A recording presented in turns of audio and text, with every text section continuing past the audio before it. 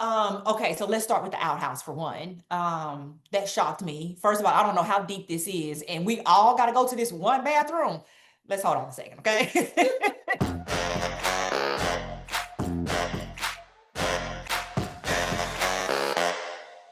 This is like nothing we've ever seen before.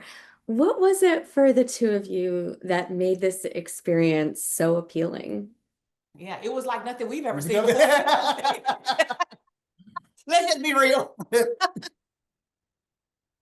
Well, Wait, I believe it was nothing. It was nothing that we had seen before from this perspective. Yeah. Me growing up, similar to what we experienced, it was me growing up. It wasn't me having to take the lead and be the husband, be the father, be the provider and protector. So it was totally different for us. It was a different type of challenge that I believe we stepped up to, and in the long run, I think we endured. Yeah, for me, it was a cultural shock. I mean, let me just be real. I'm coming from everything I know in the life that we set up for our family that's now completely turned upside down, like literally upside down. And I think it kind of made me dizzy going upside down, and all the blood rushing to my head at that point. I was like, what else do I have to do but cry? Because I just can't believe this is the life I'm living, So, but it was a cultural shock, if I had to put it anyway. What were some of the things that you experienced that maybe surprised you that you kind of already knew, or some of the things that shocked you that you had to learn?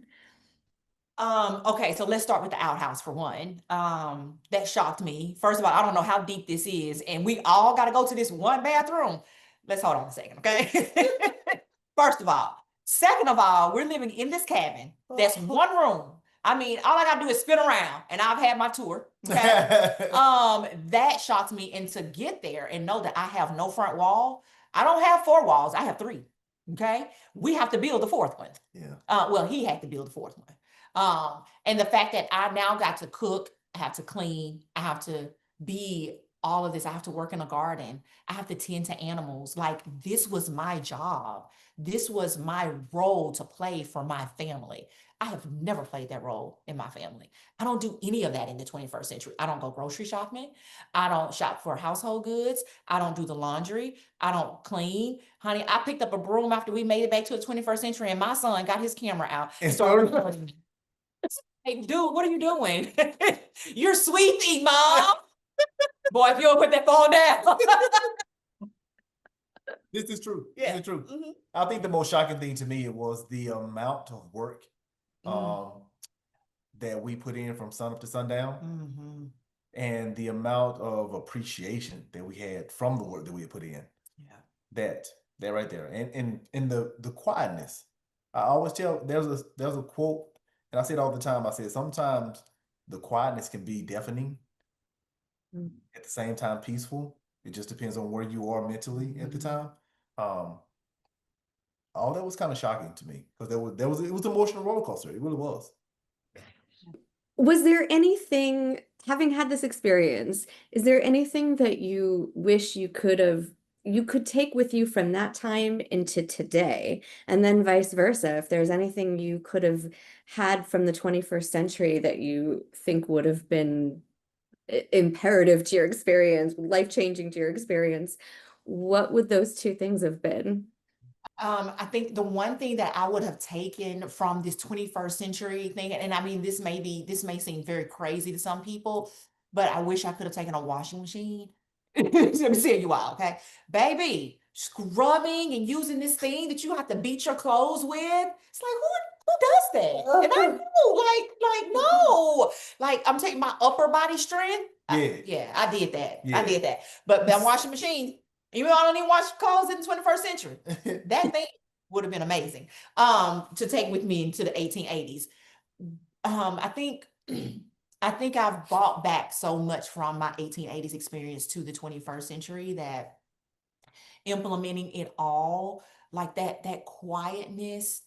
I love to write, and my desire is to be this great author of books that inspire women, that uplift women, and that encourage women to live a thriving life with their husbands, because that's what we were I mean, from my 1880s experience, that's what we were reared to do, is to be that help me to thrive with our spouse. And just to see the health of marriages now, I think that will help catapult, marriages into a totally different health state.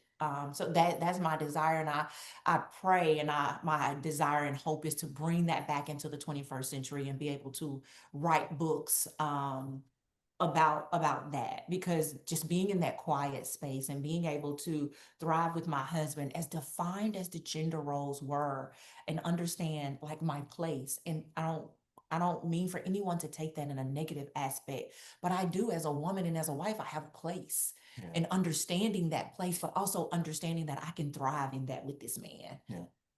Yeah. So I think that for me, I hope that makes sense. Yeah.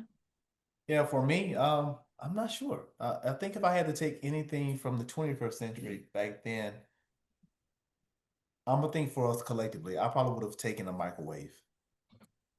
A microwave. Because one of the things that my wife could not wrap her head around was our kids eating cold food. Oh, yeah. When we didn't have time to let the oven heat up, or it was gonna burn certain things that we were trying to reheat. I think the microwave would be the one thing that would probably benefit us the most. To take back from the 1880s to the 21st centuries, to the 21st century, I think we do a great job of that already. I really do. I agree. I think I would take more balance back from the hard work I try to instill into our kids. It was essential in the 1880s, definitely essential in the 21st century. But I think me learning more balance in the 1880s, the experience we had, taking it back to the 21st century, that's what I kind of stand on, the balance.